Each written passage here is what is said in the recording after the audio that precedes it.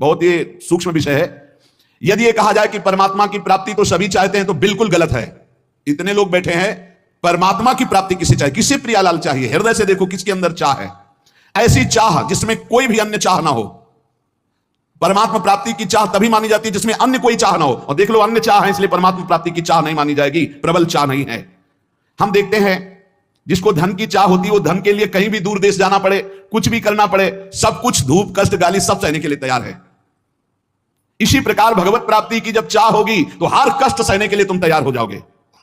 धन केवल चाहने से नहीं मिलता, धन के लिए प्रारब्ध बलवान, क्रिया में प्रवीणता और समय की संयोगता तीनों होती तब धन की प्राप्ति होती है।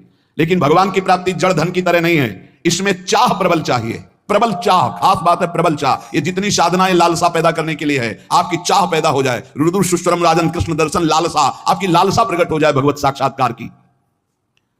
जो भगवान को जैसे चाहता है, जो कुछ चाहता है भगवान जान रहे हैं। जो केवल भगवान को चाहता है उस पर संत कृपा, भगवत कृपा बरस पड़ती है।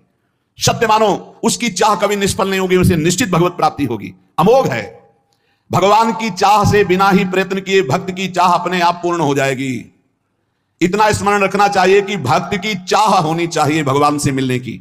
यदि कहे कि भक्त की बिना चाहे भगवान क्यों नहीं मिल जाते, तो इसका उत्तर है कि भगवान सर्वत्र हैं, उनके अंदर कोई चाह नहीं है।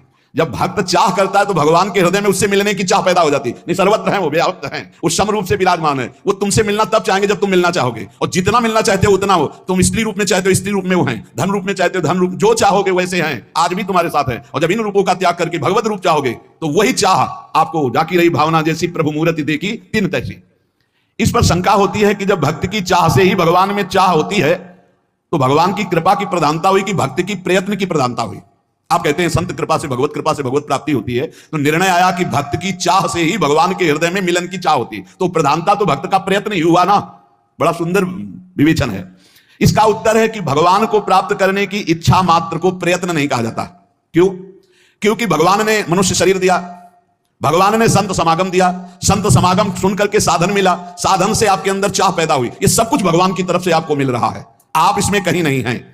यदि इसी को प्रयत्न माने तो इतना प्रयत्न तो अवश्य साधक को करना पड़ेगा ही कृपा प्राप्त करने के लिए। ध्यान देकर देखने से मालूम होगा कि भगवान के मिलन की इच्छा भगवान ने ही पैदा करवाई है, संत समागम कराकर मिला करके। दुनिया के लोग नाना प्रकार के पदार्थों की इच्छा करते हैं, परंतु क्या उनकी इच्छा के अनुसार सब कुछ मिल जाता है? क्या नहीं। एक इच्छा ऐसी है जो प्रारब्ध के अधीन नहीं है, भगवान की प्राप्ति। ये इच्छा बड़े संत समागम से ही प्रकट होती है। देख लो, जिसके कभी भी कहीं भी भगवत प्राप्ति की इच्छा होगी वो सत्संग से होगी। और सत्संग, बिनु सत्संग विवेक नोई, राम कृपा बिनु सुलभ नोई। तो इसमें तुम्हारा प्रयत्न नहीं, इसमें भगवान की कृपा है। इच्छा करने पर जो प्रयत्न होता है वो भगवान ही तुमसे करा रहे हैं। भगवान ही साधक को निमित्त बना करके संत समागम कराकर उसके अंदर साधन पद्धति चलाना, ये सब भगवान कर रहे हैं।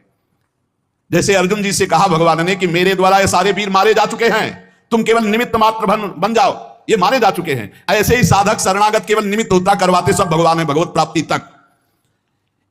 भगवत प्राप्ति की इच्छा जिस समय भक्त के हृदय में आती है उस समय जो साधन चलता है वो भगवान की कृपा से, भगवत प्राप्ति होती है वो भगवान की कृपा से।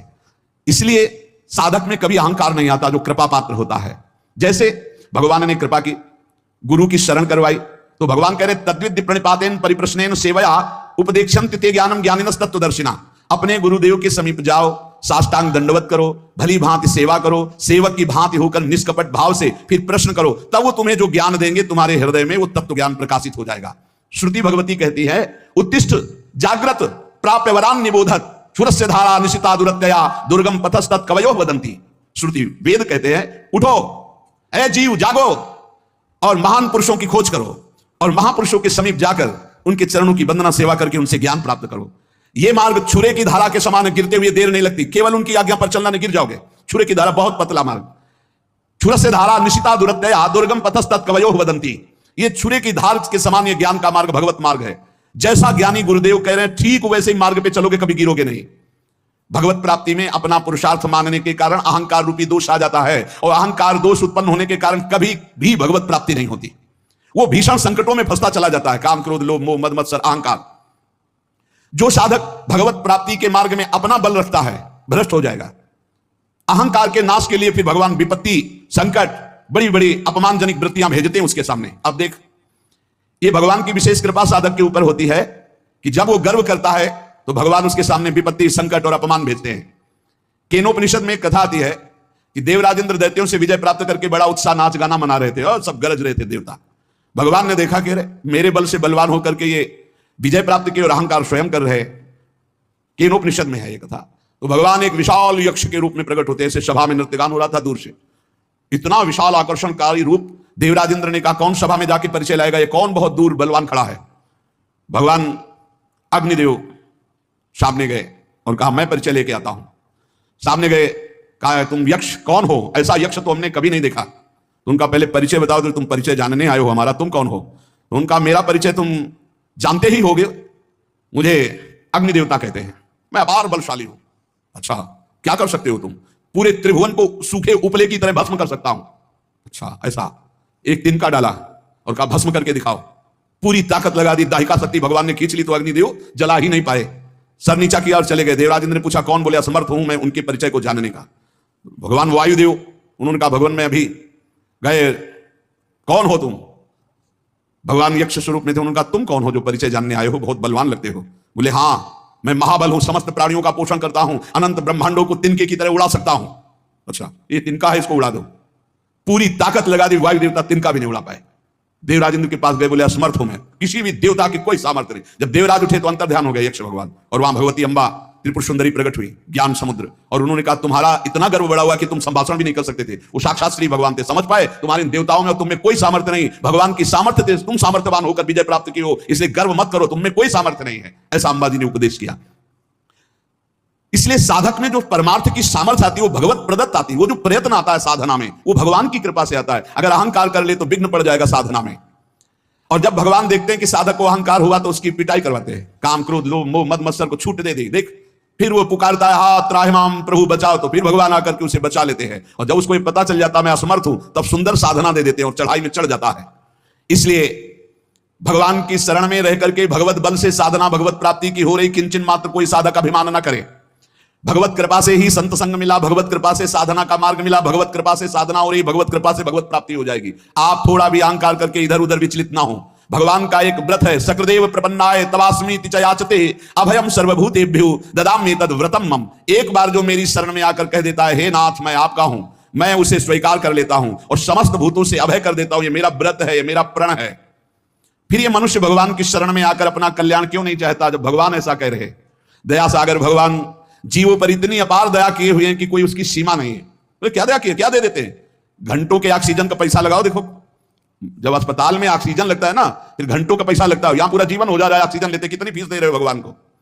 आकाश वायु जल पृथ्वी, कितनी भगवान की अहेतुकी कृपा हम पर, दया ही दया। भगवान ने तो सब कुछ किया, तुम्हें बना दिया, तुम्हारे शरीर को बनाया, सब तुम भगवान के लिए क्या कर रहे हो। भगवान असीम कृपा सब पर किए है। दया सागर का यदि हम ये कहें कि भगवान बड़े कृपालु बड़े दया सागर हैं तो हम आपको सही कह रहे हैं। उनकी महिमा के आगे निंदा करने के जैसे समान है, क्योंकि सागर की तो सीमा है, भगवान की दया की तो असीम है, असीम कृपा है। भगवान की दया की कोई सीमा नहीं। अच्छे अच्छे बड़े बड़े महाभागवत हुए, कोई भगवान की सीमा को नहीं पार पा पाया। आप कल्पना नहीं कर सकते भगवान की दया से क्या हो सकता है। कोई ऐसा उदाहरण नहीं है कि भगवान की हम दया को समझा सके। बस इतना उदाहरण देते हैं कि जैसे मां है, असंख्य जीव हैं और सब मां से ही पैदा हुए हैं अपनी अपनी। अगर असंख्य माताओं का प्यार मिलाया जाए तो जो अपने पुत्र के दया स्नेह में मां बावरी बनी रहती है एक वात्सल्य से, ऐसी अनंत माताओं का वात्सल्य जोड़ा जाए तो हमारे वात्सल्य समुद्र भगवान के एक बूंद के बराबर भी नहीं। ऐसे कृपा समुद्र भगवान है। ऐसी हालत में भगवान की दया की बात कैसे तुम्हें बतावे। मां अपने बच्चे के लिए जो कुछ करती है उसमें बहुत प्यार होता है, उसमें दुलार भरा होता है। आप इतना समझ लो, बच्चा शरारती है और दोष के कार्य करता है तो माता ही जो बहुत दूध पिला करके पुष्ट किया वो थप्पड़ भी जमाती है, वो डांट भी लगाती है। ऐसा ही कुछ भगवान भी करते हैं। जब तुम मनमानी आचरण करते हो, धर्म विरुद्ध आचरण करते हो, तो वही दया समुद्र भगवान दया करके फिर विपरीत परिस्थितियां देते हैं। वो रोता है, लेकिन देखो एक बात यहां ध्यान रखना है, जब बच्चे को मां मारती तो बच्चा दूसरी तरफ नहीं भागता, मां की तरफ ही भागता है। ये खास बात है। मां मार रही तो भी वो गोदी में उसी की चढ़ना चाहेगा, यही खास बात है। बच्चा किसी और का आश्रय नहीं ले सकता। ऐसे ही सक्रदेव प्रपन्नाय तवास्मीति च याचते, कैसी भी परिस्थिति दुख की हो, भक्त को भगवान को ही पुकारना चाहिए। परिस्थिति तभी आती है जब अहंकार कोई ना कोई, किसी तरह का अहंकार, तभी विपरीत परिस्थिति आती है। अगर कोई तुझसे कहे कि देखा ना मामा कहता था, पीटा ना तेरी मां ने, अब तू कहां जाएगा, तो मामा ही कहेगा, मां की तरफ ही भागेगा। ऐसे ही हमें हरि हरि पुकारना है, हरि की तरफ ही चलना चाहिए जितनी विपत्ति आ जाए। इस बात पर बहुत ध्यान देना चाहिए। और जब वो माँ पीट लेती है और बच्चा दौड़कर माँ की तरफ जाता है तो हृदय से लगाती है, आंसू पोंछती है, कहती बहुत आज पीटा ना, देखो तू क्यों उपद्रव करता, मैं नहीं चाहती तुझे पीटना पर तू उपद्रव करता, मुझे पीटना पड़ता। ऐसे हरि फिर दुलार करते हैं, ऐसे हरि आंसू पोंछते हैं किसी न किसी रूप में आकर के। भगवान स्वयं साधक को अध्यात्म की ऊंचाई पर चढ़ाने के लिए छोड़ देते हैं। चलो, जैसे अपने छोटे से बच्चे को जब मां चलना सिखाती है, पहले पकड़ के फिर छोड़ देती, चलो, वो लड़खड़ाता है तो पकड़ लेती, पर वो चढ़ाती है। बच्चे को चलना भी वही सिखाती है और मालिश भी वही तेल की करती है, पैरों को पुष्ट भी वही कर, पूरा का पूरा कार्य भगवान कर रहे हैं। पकड़ के सत्संग में लाना, सिखाना, चलाना, अध्यात्म की ऊंचाई तक सब कुछ भगवान कर रहे हैं। जैसे वो मां बच्चे को ऐसे चलाती है, ऐसे श्री भगवान चला रहे हैं। मां का प्यार बच्चा भूल सकता है, लेकिन मां का प्यार सदैव बच्चे के प्रति बढ़ता जाता है। मां स्वार्थी भी हो सकती है क्योंकि माया जनित उसका प्यार है, भगवान का मायातीत प्यार है, वो हर स्थिति में बढ़ता रहता है। इसलिए इस रास्ते को जानने वाला पुरुष भगवान की दया और करुणा पर विश्वास करके अन्य आश्रय कभी नहीं लेता।